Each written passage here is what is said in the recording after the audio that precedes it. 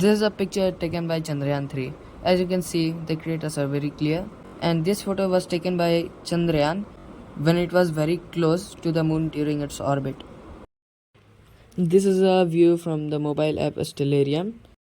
Now we will try to see where did the Chandrayan exactly took this photo. I will put the picture in the side so that you can compare the view very clearly.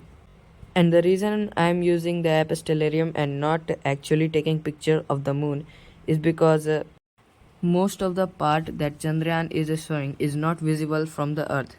That's why I cannot use my telescope to just focus on it and see it, because it will not be visible from earth. Now I will tell you where did the Chandrayaan actually took this photo. You'll probably know that the Chandrayaan is going to land on the South Pole, so we'll look at the South Pole. And also, this photo was taken when the Chandrayaan was very close to the moon. And you can see in this diagram that it's only this close to the moon in the South Pole. So that gives us 100% surety that the Chandrayaan is 100% close to the South Pole. So we will look at the South Pole and try to find where exactly the Chandrayaan was flying. So after a few minutes of searching, I finally found it, and it was at the South Pole where I was expecting it to be. Do you see it? It's right here. It's this one. Here's a much better view of it. And do you know why it is landing on the South Pole and not any other reason? Other countries land generally on the equator, but India is planning to land on the South Pole. It's because some of the craters on the South Pole of the moon have never received light. Like this one, you can see it's not receiving any light from the sun.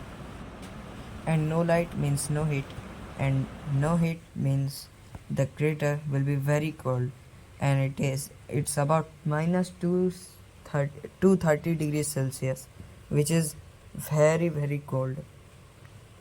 It is cold enough to freeze air, but the craters in these regions are millions of years old, so anything frozen here would be frozen for millions of years. So if Chandrayaan can study the material which is frozen here, the Chandrayaan can predict.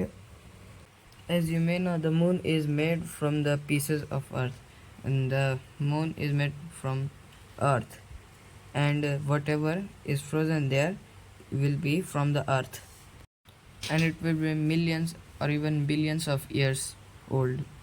So the Chandrayaan can study about the formation of the earth, because earth formed a couple billion years ago, or 4.2 billion years, and if these are frozen for billions of years, we can easily know what materials were the earth made of.